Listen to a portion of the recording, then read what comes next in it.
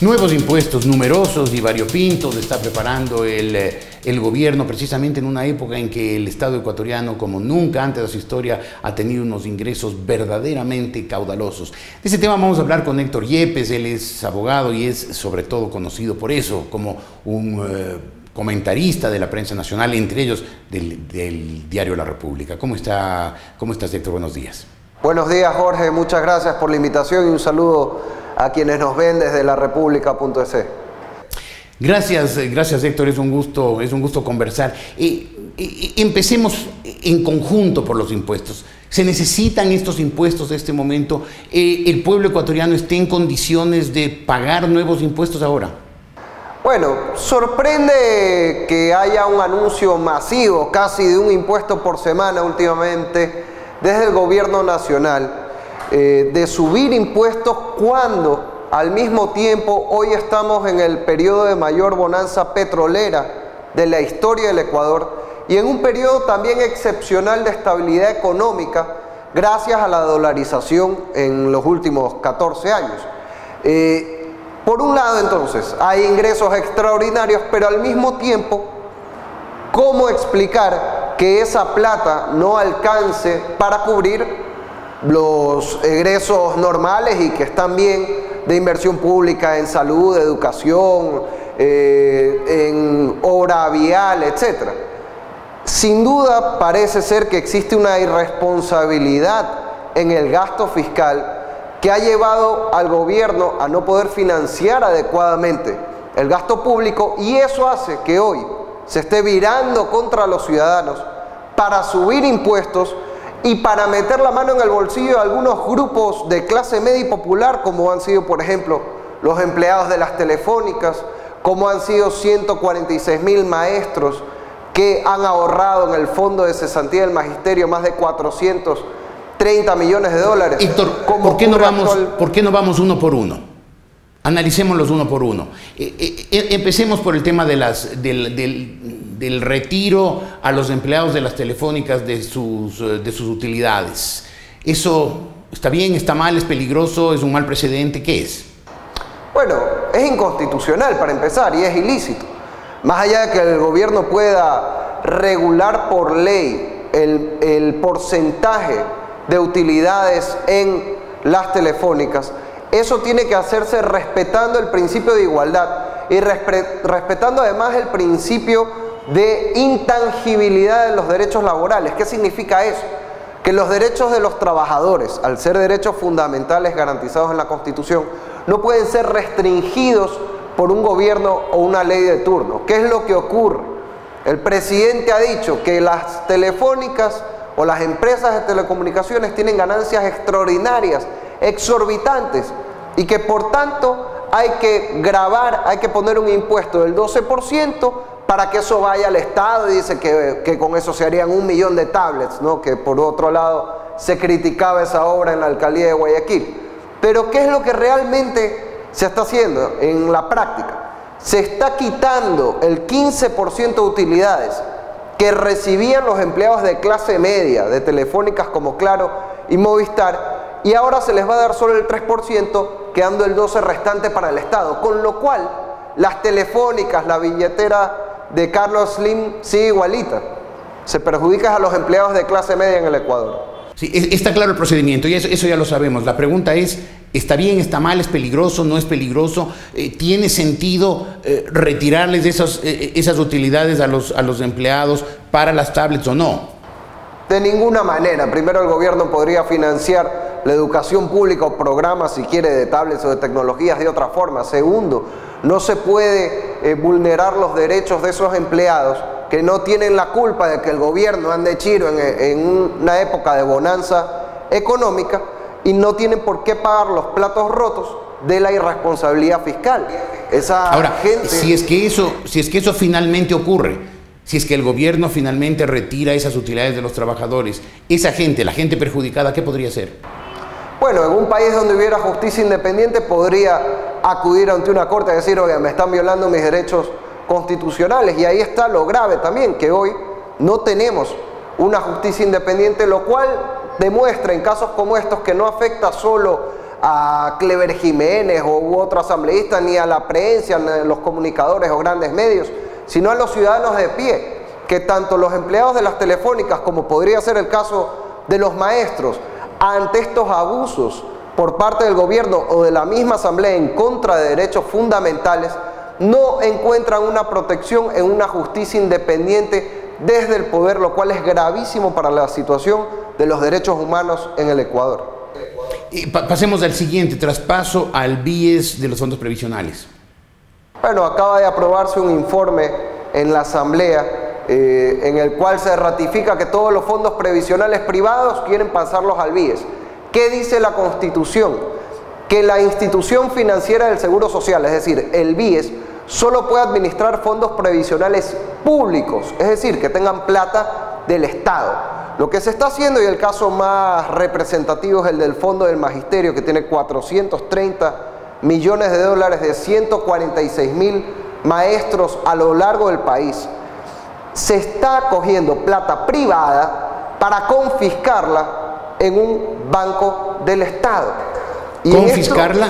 ¿Esa es la palabra? Confiscar, por supuesto, y la Constitución lo prohíbe, tomar dinero privado para ponerlo en un fondo público, se llama confiscación. Esto está prohibido por la Constitución de Montecristi y por la Convención Americana de Derechos Humanos, el Pacto de San José. Y esto, una vez más, quienes sean perjudicados por esta decisión, ¿qué podrían hacer? También se debería poder acudir a una justicia independiente o a cortes internacionales. Lamentablemente, cuando eso ocurra, los fondos ya habrán sido confiscados y traspasados al BIES. Y aquí vale aclarar también algo. El presidente ha dicho que ahí hubo plata, creo que a veces dicen 10 millones, que se transfirieron al Fondo de Magisterio. Bueno, pues si eran 10 millones o la cantidad que sea, retire los 10 millones y deje los 420 restantes. Para poner un ejemplo, si en un barrio hay una casa del Estado, pues el Estado se puede llevar la casa, no el barrio entero, que es lo que se pretende hacer al querer confiscar la totalidad del Fondo de Magisterio en contra de la voluntad de los maestros. Impuesto a la comida chatarra, ¿está bien, está mal? ¿Es una forma de defender la salud pública? Bueno, eso recuerda al famoso impuesto verde a los vehículos. Lo que se está planteando es un impuesto a la comida rápida de las grandes cadenas internacionales, donde no consumen la mayoría del Ecuador, y por tanto, al no ir la mayoría de los ecuatorianos ni a McDonald's ni a Burger King, gravar con impuestos la comida que se vende ahí no va a cambiar sustancialmente los hábitos alimenticios. Entonces eso es una falacia. Lo que se quiere es aumentar otro impuesto para subir la recaudación, porque en sectores de clase media alta, donde va a incidir este impuesto a la comida rápida, la gente por 50 centavos más no creo que deje de consumir. Entonces comprarán los mismos alimentos y lo que hará es darle más plata con ello al Estado. Lo que sí se podría hacer es, si se quiere combatir de verdad la obesidad, la diabetes, las enfermedades cardíacas, lo cual es muy loable, por ejemplo, ¿por qué no bajar impuestos a comida más saludable que se quiere incentivar en vez de recurrir a la lógica del castigo? ¿Por qué no emprender masivas campañas de comunicación en vez de desprestigiar a opositores o periodistas para promover hábitos correctos de alimentación, empezando incluso por nuestra comida típica, que es riquísima, pero evidentemente que también tiene altos componentes calóricos que pueden afectar la salud de los ecuatorianos? Entonces este impuesto, si bien el fin que se anuncia puede ser muy loable, el impuesto a la comida chatarra no va a contribuir a mejorar la alimentación, sino a darle más plata al gobierno. Ahora, todos estos nuevos impuestos anunciados por el gobierno, aparentemente quieren darle, la finalidad última es darle más ingresos al gobierno. Esa parece ser la finalidad última, más allá de todos los disfraces con que se presentan. Pero la pregunta sería, ¿por qué? ¿Por qué precisamente ahora, cuando el Ecuador ha tenido, gracias a los precios internacionales del petróleo, una bonanza espectacular? Hace pocos días alguien recordaba que en algún momento del gobierno del doctor Maguad, en el año 1999, el precio del petróleo estuvo por debajo de los $7, por debajo de los $7 del barril, mientras este gobierno ha tenido $100 por barril. ¿Por qué? ¿Por qué tanta necesidad de más dinero? Efectivamente, hoy estamos en la mayor época de bonanza petrolera del país. Entre el 2007 y 2013 el precio promedio ha sido de $80 el barril, lo cual es mucho más, 3 veces más del precio promedio entre el 72 y el 2006. Y comparando las mismas épocas, en este periodo del 2007 al 2013 hemos recibido 71.000 millones de dólares aproximadamente por el petróleo, que es un 35% más de lo que recibió el Ecuador entre el 72 y el 2006. Entonces, ¿por qué habiendo más plata que nunca se aumentan tantos impuestos? No hay otra explicación, Jorge, estimado audiencia, que la irresponsabilidad fiscal. Un excesivo gasto público que, si bien parte de ello se destina, lo cual es correcto y me parece que debe continuar, a proyectos de educación, de salud, a hacer carreteras, a mejorar la infraestructura del país, también otra parte se dedica a gastos absolutamente suntuarios. Tenemos un exceso, por ejemplo, de ministerios, lo cual implica muchos sueldos, viáticos de alto nivel. Tenemos un excesivo gasto en propaganda, publicidad. Hace poco se reconocía en CNN por parte del señor Fernando Alvarado, secretario de Comunicación, que las pérdidas de Diario del Telégrafo no son 24 millones, sino 17 millones de dólares, más de 4 escuelas del milenio, en un periódico dedicado prácticamente a hacerle propaganda al gobierno nacional. Entonces, ¿por qué no recortar estos gastos sin con ello perjudicar la obra pública positiva para la ciudadanía y aprovechar la bonanza petrolera sin excesos fiscales, sí, para mejorar el país, para contribuir al desarrollo, pero sin incurrir en irresponsabilidad fiscal, que es lo que lleva a que hoy el gobierno prácticamente ande raspando la olla contra los ciudadanos, contra el pueblo, buscando en qué puede pellizcar, lo cual afecta a la economía nacional, afecta a la previsibilidad del país y con eso también desalienta la inversión, que es lo que finalmente genera empleo a lo largo del Ecuador. Dos preguntas finales, Héctor, necesito respuestas muy cortas. La primera, la clase media ecuatoriana, que según dijiste será la más afectada con estos impuestos, ¿está todavía en capacidad de tributar más? No, la clase media está al borde, usualmente con deudas de casa, carro, colegios de los hijos, y no alcanza la plata y es la clase sándwich. Por tanto, estos impuestos van a contribuir a empobrecer a la clase media, cuando lo que debería hacer un gobierno es ser amigo de la clase media e impulsarla a salir adelante. Ahora, y la segunda y última, todas estas medidas que toma el gobierno, incluso las más negativas, las logra presentar con unos ropajes de defensa de los intereses más profundos, de los sectores más afectados y todo lo demás, gracias a que tiene un aparato de propaganda absolutamente eficiente. En este caso, de nuevos impuestos, ¿la propaganda oficial logrará que la gente en general, el país, la mayoría, crean que son los impuestos necesarios y positivos, o sufrirá el gobierno un desgaste político? Esto le va a tener un desgaste político y por eso lo hacen hoy, lejos de la siguiente elección, y por eso no lo anunciaron ni en las elecciones de este 2014 ni del 2013 pasado, porque tiene un costo político.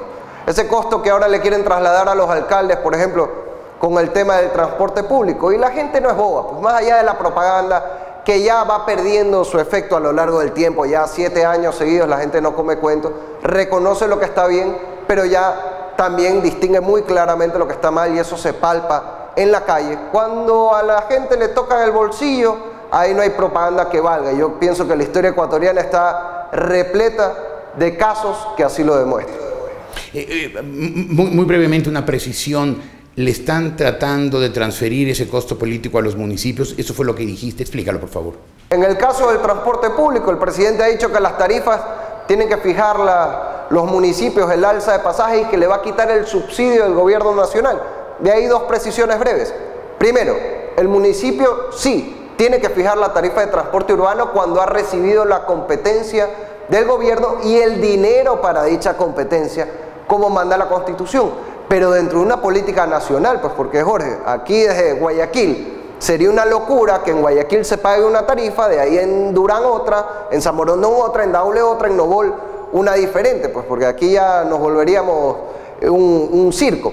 Entonces, evidentemente tiene que haber una política nacional que coordine los precios del transporte de la mano con los municipios. Y en el caso, por ejemplo, del municipio de Quito, Mauricio Rodas ha dicho claramente que va a asumir la responsabilidad de negociar, pero también en coordinación con el gobierno nacional, como es lo lógico. Ahora, quitar el subsidio al transporte, lo cual es distinto de fijar la tarifa, es prácticamente una venganza del gobierno hacia los gobiernos locales, del gobierno central hacia los locales. ¿Por qué no lo hicieron antes de este 23 de febrero cuando la ley era la misma? Porque tenían alcaldes afines al gobierno, y ahora que el 23 de febrero, en 9 de las 10 ciudades más pobladas del Ecuador, Alianza País perdió las elecciones, ahora sí salen con que le quieren quitar el subsidio, o sea, por vengarse de quienes ganaron legítimamente las elecciones, van a terminar perjudicando a las ciudades de Quito, Guayaquil, Manta, Puerto Viejo, Machala, Santo Domingo. Así es. Eso muy bien, no Héctor es Yepes, muchísimas gracias, muy interesantes esas reflexiones, ha sido un gusto verte. Muchas gracias, Jorge. Gracias Héctor. Héctor Yepes, abogado y articulista, analista de opinión pública.